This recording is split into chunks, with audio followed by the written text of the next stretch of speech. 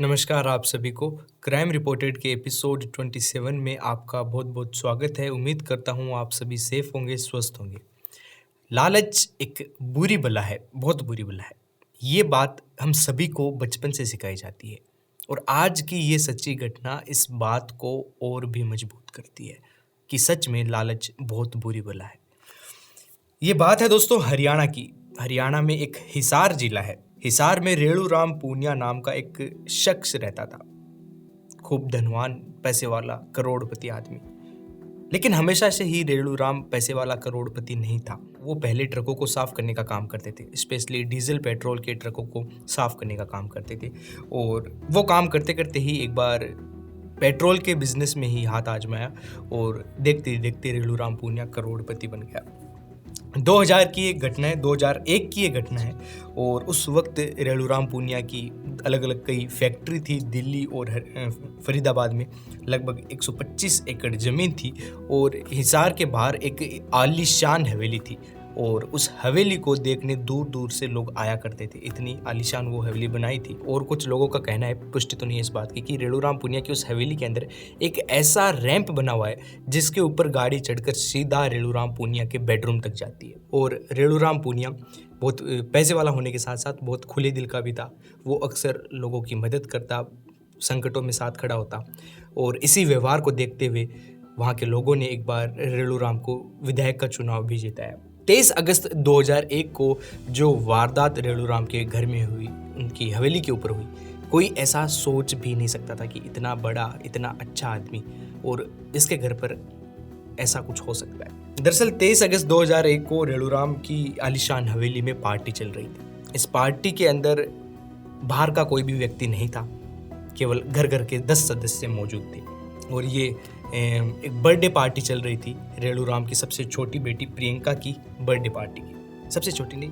और घर के 10 सदस्यों में एक रेणु राम, दूसरी रेणु राम की पत्नी कृष्णा देवी और बाद में रेणु राम के 3 बच्चे थे, सुनील, प्रियंका और सोनिया। सुनील शादीशुदा था। शकुंतला से सुनील की शादी कर दी थी और सुनील के 3 बच्चे भी थे। ऐसे करके 10, और साथ में सोनिया का पति संजीव भी उस वक्त मौजूद था। ऐसे करके 10 व्यक्ति उस हवेली में उस पार्टी के दौरान मौजूद थे। रेणु राम पूनिया की सबसे छोटी बेटी थी सोनिया। सबसे छोटी होने के साथ साथ वो सबसे लाडली भी थी। रेणु राम पूनिया हर बात जो भी वो कहती, सोनिया उसकी मानता, उसके ऊपर अमल करता। और सोनिया को ताइक्वांडो का बहुत शौक था, स्पोर्ट्स में काफ़ी इंटरेस्ट था। तो रेणु राम ने सोनिया की ताइक्वांडो की ऐसे प्रैक्टिस क्लासेस भी लगा रखी थी।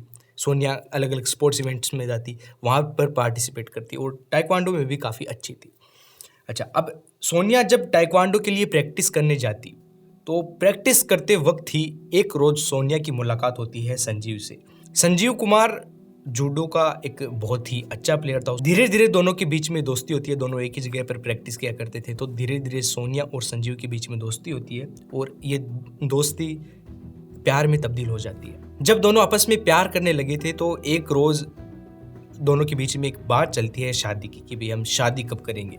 तो शादी की जब बात आती है तब संजीव सोनिया से बोलता है कि हमारी शादी कैसे हो पाएगी, तुम एक अमीर बाप की लाडली बेटी सबसे, और मैं कहाँ पर एक मिडिल क्लास लड़का, हम दोनों में कोई मेल ही नहीं है, कैसे तेरा पापा मानेगा शादी के लिए। वहीं पर अब सोनिया बोलती है कि नहीं, मैं मेरे पापा की सबसे लाडली बेटी हूँ और जो भी बात मैं उनको कहूँगी वो मेरी बात को बिल्कुल भी टालेंगे नहीं। और सोनिया पहुँच जाती है सीधे अपने पापा के पास और रेणु राम को बोलती है कि मैं ऐसे ऐसे एक संजीव नाम का लड़का है, उससे प्यार करती हूँ और उससे शादी करना चाहती हूँ। अब जब एक मिडिल क्लास लड़के संजीव से शादी करने की बात सोनिया अपने पिता को कहती है तो उसका पिता साफ मना कर देता है। सोनिया का पिता भी उस वक्त तक सोनिया के लिए कोई एक अच्छा परिवार, पैसे वाला देख रहा था उसकी शादी के लिए। लेकिन थोड़ी देर बाद रेणु राम एक बार फिर से सोचता है संजीव और सोनिया की शादी के बारे में। और इस बार जो बेटी का लाड प्यार था वो हावी हो जाता है रेणु राम पर और रेणु राम शादी के लिए तैयार हो जाता है। सोनिया और संजीव की शादी के लिए तैयार हो जाता है और कुछ दिनों बाद भी सोनिया और संजीव की बड़ी धूमधाम से, बहुत ही लाड प्यार से शादी भी कर दी जाती है। शादी करने के बाद भी सोनिया और संजीव अलग रहने लगते हैं। उनका अपना खुद का अलग बिजनेस था और शादी के बाद में सब कुछ ठीक चल रहा था। अच्छा, अब शादी के कुछ दिन सब कुछ ठीक चला, लेकिन कुछ दिनों बाद में संजीव का जो कुछ एक बिजनेस था, वो बिजनेस धीरे धीरे फ्लॉप होने लगा, धीरे धीरे नीचे जाने लगा और धीरे धीरे वो बिजनेस उसका पूरी तरह से बंद हो गया। संजीव के पास अब कोई रोजगार नहीं था, कोई दो पैसे का जुगाड़ नहीं था। ये चीज़ देखकर जो रेणुराम था उसको काफ़ी बुरा लगा, तो अक्सर रेणुराम थोड़ी आर्थिक मदद कर देता संजीव की, थोड़े बहुत पैसे दे देता, कोई और मदद चाहिए होती वो मदद करा देता। बिजनेस फ्लॉप होने के बाद भी संजीव और दूसरा कुछ बिजनेस नया शुरू करने की कोशिश कर रहा था। अच्छा, अब तारीख आती है 22 अगस्त 2001। 22 अगस्त 2001 को सोनिया अपने पिता के घर रेणुराम के घर पहुंचती है, उस हवेली के अंदर। उस हवेली में जाने के बाद में रेणुराम अपनी बेटी सोनिया को कहता है कि देखो, 24 तारीख को प्रियंका का बर्थडे है, हमको बर्थडे काफ़ी धूमधाम से मनाना है, कोई भी कसर नहीं रहनी चाहिए बर्थडे के अंदर, सबको बहुत अच्छी पार्टी देनी है और इसकी सारी जिम्मेदारी तुम्हें है सोनिया, तुमको सब कुछ अरेंज करना है।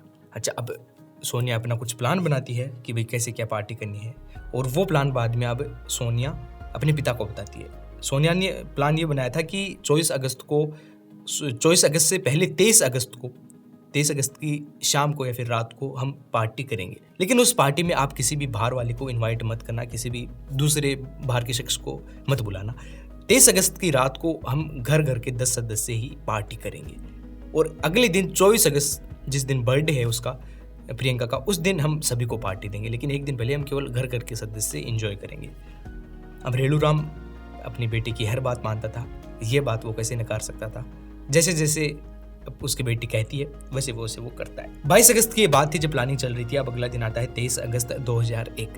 23 अगस्त को सोनिया अपने पति संजीव को भी वहाँ पर बुला लेती है पार्टी के अंदर, और संजीव, सोनिया, बाकी सभी घर के सदस्य पार्टी की तैयारी के अंदर लग जाते हैं। शाम होते होते घर के जितने भी नौकर चाकर और जितने भी ड्राइवर थे सबको छुट्टी दे देते हैं, सबको घर भेज दिया जाता है और शाम शुरू होती है उनकी पार्टी भी शुरू हो जाती है। पार्टी में वो खूब गाने बजाते हैं, नाचते हैं, खाते हैं, पीते हैं और खूब एंजॉय करते हैं, घर के केवल 10 सदस्य। अच्छा, अब उन्होंने खूब एंजॉय किया, 12 बजे तक पार्टी चली। जैसे ही 12 बजे सभी ने प्रियंका को बर्थडे विश किया और बर्थडे विश करने के बाद में सभी लोग अपने कमरे में चले गए सोने।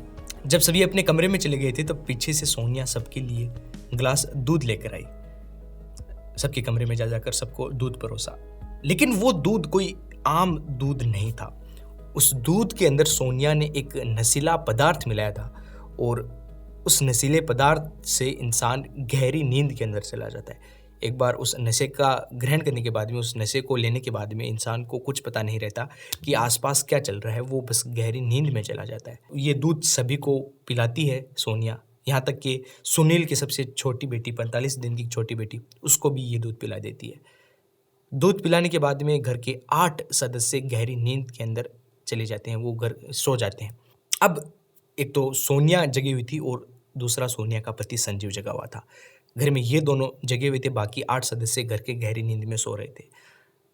अब जब सो गए थे तब संजीव म्यूजिक की वॉल्यूम थोड़ी बढ़ा देता है, गानों को और तेज़ कर देता है ताकि किसी भी बाहर वाले को घर में क्या चल रहा है उसकी आवाज़ ना जाए, और क्योंकि घर वाले गहरी नींद में थे तो उनको तो म्यूज़िक से कुछ फ़र्क नहीं पड़ने वाला था। अच्छा, बाद में जब जांच हुई तब ये भी पता चला था कि सोनिया ने खीर के अंदर भी अफ़ीम मिलाई थी, उससे भी थोड़ा नशा हो जाता है और नींद और भी गहरी आती है।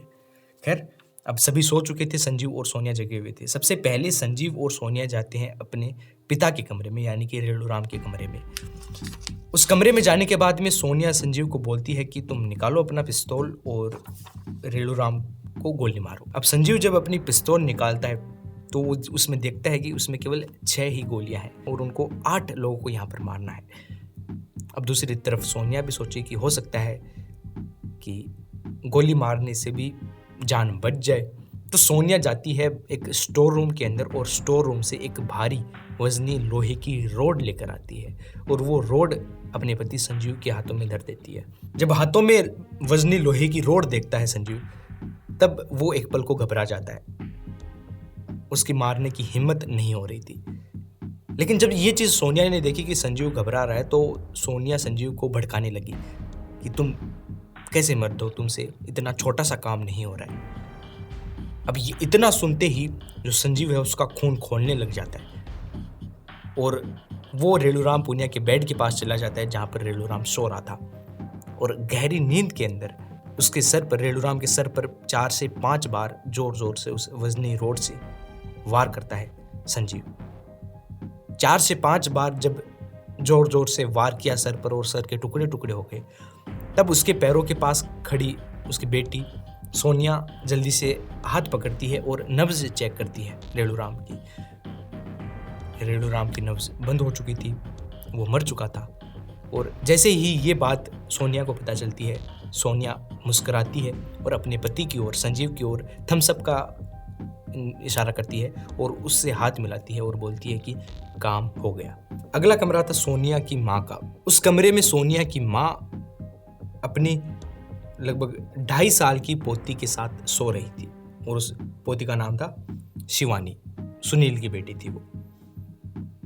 जब वो उस कमरे में जाते हैं और संजीव उस लोहे की रोड से वार करता है शकुंतला की ओर, तो वार चूक जाता है और वो रोड जाकर लगता है सीधा उस 2.5 साल की बच्ची शिवानी के सर पर और उसका सर वहीं के वहीं फट जाता है। जब ये वो मंजर देखता है संजीव, तो उसके भी हाथ पैर कांप जाते हैं और उससे वो रोड वापस उठाया नहीं जा रहा था। जब सोनिया ने ये देखा कि संजीव से वार नहीं हो रहा है उसकी माँ के ऊपर, शकुंतला के ऊपर, तब सोनिया एक तकिया उठाती है और उस तकिए से अपनी माँ का दम घोट देती है। उसके माँ की मुंह के ऊपर वो तकिया लगा लेती है ताकि वो सांस ना ले पाए। थोड़ी देर बाद में जब उसकी माँ मर चुकी थी, उसके बाद में वो संजीव को बोलती है कि तुम अब इसके सर के ऊपर वार करो। उस वक्त संजीव वो रोड उठाता है और शकुंतला के सर पर वार करता है। उसके बाद में वो दोनों उस कमरे से बाहर निकलते हैं, शिवानी और शकुंतला को मारने के बाद में। और अब कमरा आता है सुनील का। अच्छा, अब सुनील एकदम हट्टा कट्टा नौजवान, हरियाणा के जैसे ऊंचे ऊंचे होते हैं वैसे, और दूध पिलाते वक्त भी, दूध में नशीला पदार्थ मिलाते वक्त भी सोनिया ने सबसे ज़्यादा नशीला पदार्थ सुनील के दूध में मिलाया था ताकि वो गलती से भी नींद से ना उठ जाए, क्योंकि उनको पता था कि एक बार सुनील उठ गया तो वो काबू में नहीं आएगा। उसने अगर ऐसा देख लिया तो वो तो उनको वहीं पर जिंदा मार देगा। तो उन्होंने सबसे ज़्यादा नशीला पदार्थ सुनील के दूध में मिलाया था। और अब अगला कमरा था सुनील का, लेकिन उन्होंने फैसला किया कि अभी हम सुनील को नहीं मारेंगे। वो सुनील के कमरे को छोड़कर अगले कमरे में जाते हैं जहाँ पर प्रियंका सो रही थी और जिस लड़की का जन्मदिन उन्होंने मनाया था। प्रियंका के साथ साथ वहाँ पर सुनील की सबसे बड़ी बेटी भी सो रही थी। वहाँ पर जाते हैं, प्रियंका को और संजीव की बड़ी बेटी दोनों को मार देते हैं सर पर वार कर और वहाँ से भी बाहर आ जाते हैं। वहाँ से बाहर आने के बाद में अब वो जाते हैं सुनील के कमरे में दबे पाँव। अभी भी उनको सुनील से बहुत ज़्यादा डर लग रहा था। अफीम खिलाने के बाद में, नशीला पदार्थ बहुत सारा खिलाने के बाद में, वहाँ पर सुनील अपनी पत्नी के साथ सो रहा था। साथ में उनकी एक 45 दिनों की बच्ची भी थी जिसका प्रीति नाम था। सबसे पहले वो सुनील के सर पर वार करते हैं, उसके बाद में शकुंतला के सर पर वार करते हैं जो उसकी पत्नी थी, और उसके बाद में उस 45 दिनों की बच्ची को भी वो नहीं छोड़ते हैं। उन तीनों के ऊपर वो जोर जोर से वार करते हैं और सभी को मार देते हैं। सबको मारने के बाद में वो नीचे आते हैं और जो म्यूजिक इतनी देर तेज आवाज़ में चल रहा था उसको बंद कर देते हैं। अब घर में 8 लाशें थी और ये 2 केवल जिंदा थी। जब इन्होंने ये मंजर देखा, अच्छा, इस बीच में जब संजीव से बाद में बयान लिया गया तब उसने कहा कि उसने आज तक सोनिया का ये चेहरा नहीं देखा, ये रूप नहीं देखा, क्योंकि जब वो मार रहे थे सभी परिवार वालों को तब सोनिया के चेहरे पर एक अजीब सी ही खतरनाक बेखौफ मुस्कुराहट थी। खुश हो रही थी बहुत ज़्यादा सोनिया और सांसें एकदम फूली जोर जोर से। खैर, वो सभी को मारने के बाद में अब वो नीचे आते हैं, म्यूजिक बंद करते हैं। अब यहाँ पर उन दोनों को एहसास होता है कि उन्होंने सबको मार तो दिया है, लेकिन अब वो यहाँ से बचकर निकलेंगे कैसे, पुलिस से कैसे बचेंगे। फटाफट में अब वो जल्दी से प्लान बनाते हैं और सोनिया संजीव को बोलती है कि तुम इस लोहे की रोड से मेरे सर पर भी वार करो। संजीव रोड उठाता है और सोनिया के सर पर भी वार करता है। धीरे से वार करना था, लेकिन गलती से वो रोड सोनिया के सर पर ज़ोर से जा लगता है और सोनिया वहीं के वहीं बेहोश होकर नीचे गिर जाती है। सोनिया के सर से भी खून आने लगा था। ये देखकर संजीव वहाँ से भाग जाता है और भागने के बाद में अब घर में केवल सोनिया थी जो कि जिंदा थी। अब सुबह होती है। सुबह होने के बाद में जो सबसे पहला विटनेस था जिसने ये सब कुछ देखा वो था वहाँ पर एक काम करने वाला नौकर। वो सुबह आता है घर में और जब देखता है कि दीवारें खून से लथपथ हैं, चारों तरफ खून फैला हुआ है, सभी को किसी ने मार दिया है, वो ज़ोर ज़ोर से चिल्लाता है। जब वो ज़ोर ज़ोर से चिल्लाता है, वहाँ पर उनके आस पड़ोसी वो भाग कर आते हैं, वो इकट्ठा होते हैं। जब वो ये मंज़र देखते हैं तो वो सभी के सभी सन्न रह जाते हैं कि इतने बड़े, इतने अच्छे आदमी के घर में ये क्या हो गया। सभी के सभी अब वहाँ पर खड़े लोग पुलिस को खबर करते हैं। पुलिस की एक टीम आती है और वहाँ पर थोड़ी बहुत जांच पड़ताल शुरू करते हैं, विटनेस से पूछताछ शुरू करते हैं। वो उन लाशों को उठाकर पोस्टमार्टम के लिए भेजना शुरू करते हैं। उसी वक्त एक अधिकारी का ध्यान जाता है सोनिया की बॉडी की तरफ। जब वो सोनिया की बॉडी को उठाकर पोस्टमार्टम के लिए भेज रहे थे, तब जब सोनिया की बॉडी को हाथ लगाया तब उसने देखा कि सोनिया का शरीर अभी भी गर्म है। और इंसान का शरीर गर्म तभी होता है जब वो जिंदा होता है। जब जिंदा होता है तब एक टेम्परेचर मेंटेन करके रखता है इंसान का शरीर। मरने के बाद में इंसान की बॉडी ठंडी हो जाती है। तो जब उसने देखा कि सोनिया का शरीर गर्म है, तब उसने सोनिया की नब्ज चेक की और सोनिया अभी भी जिंदा थी, उसकी नब्ज अभी भी चल रही थी। ये देखकर हाथों हाथ एक दूसरी एम्बुलेंस में सोनिया को हॉस्पिटल में ले जाया जाता है और वहाँ पर डॉक्टर तत्कालीन में सोनिया का इलाज करने में जुट जाते हैं। बाकी सभी मारे गए थे। रेणुराम की एक इकलौती वारिस बची थी। सोनिया का एकदम ज़ोरों ज़ोरों से इलाज चल रहा था और सोनिया को थोड़ा थोड़ा होश आना भी शुरू हो चुका था। दूसरी तरफ पुलिस अपनी जांच पड़ताल कर रही थी, आसपास के लोगों से पूछ रही थी, वहाँ पर जो आई विटनेस थे उनसे पूछ रही थी। तो बाकी सभी लोगों ने कहा कि पता नहीं ऐसा सब कुछ कैसे हो गया। एक रात पहले तक तो वो सभी अपनी प्रियंका नाम की बेटी की एक बर्थडे पार्टी मना रहे थे, सब कुछ खुश थे, खा पी रहे थे, नाच रहे थे, जोर जोर से गाने बजा रहे थे। सभी का एक जैसा बयान, सभी ने एक जैसा देखा, किसी ने घर के अंदर भी कोई घुसते हुए नहीं देखा। अच्छा, अब दूसरी तरफ सोनिया को होश आ चुका था, तो पुलिस फैसला करती है कि सोनिया से भी एक बार थोड़ी पूछताछ कर ली जाए। हालांकि वो अभी अभी बाहर आई है, अभी अभी वो होश में आई है और सभी परिवार वालों के मरने का भी गम उसके सर पर मंडरा रहा है।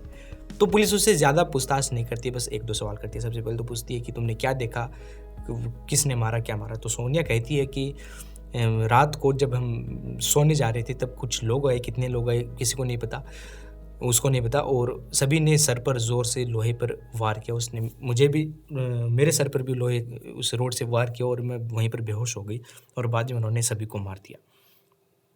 ये बस थोड़ा सा बयान लेकर वो सोनिया को छोड़कर हॉस्पिटल में आ जाते हैं। अच्छा, अब 24 अगस्त की ये बात थी। अगले दिन 25 अगस्त को फॉरेंसिक टीम आती है उस घर में।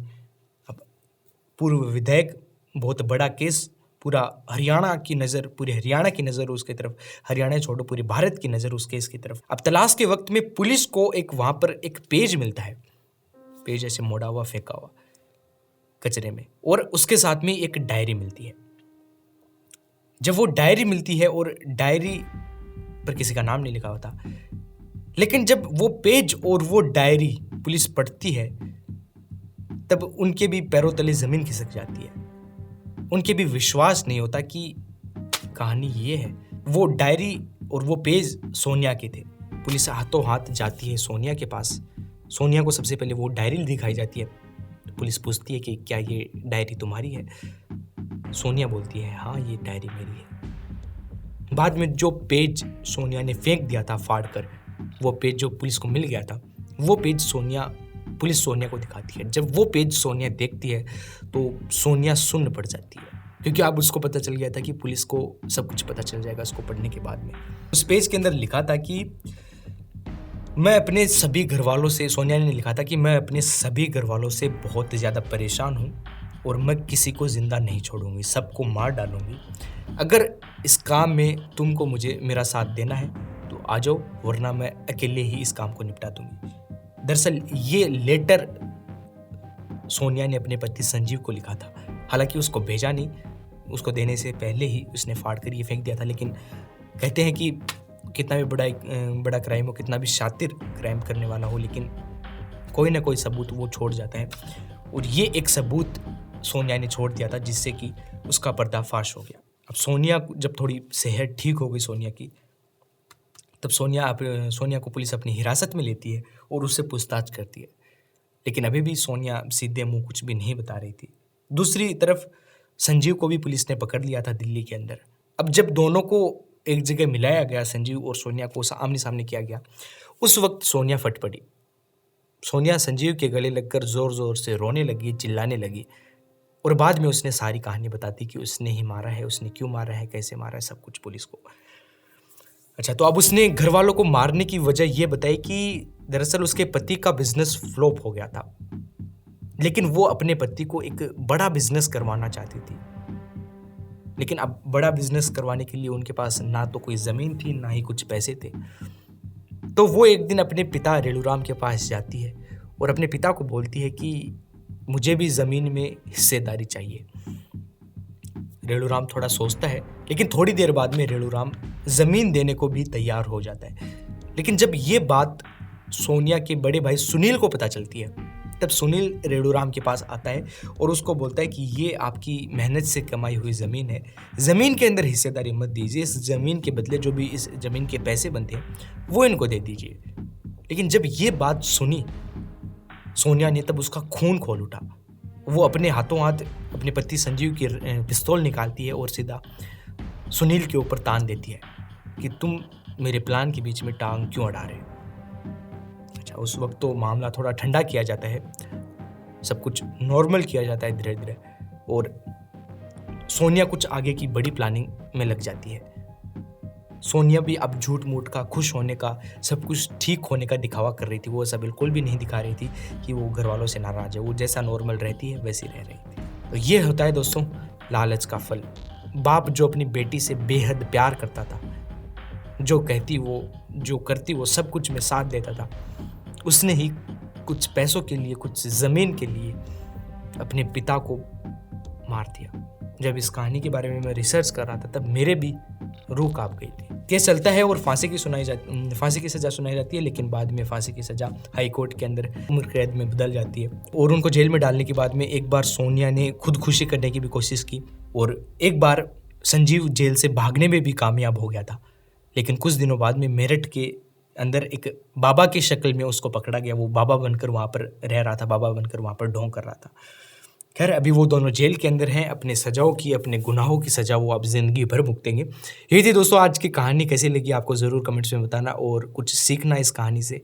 मैं मिलता हूँ आपसे अगली कहानी में। तब तक के लिए जय हिंद, जय भारत।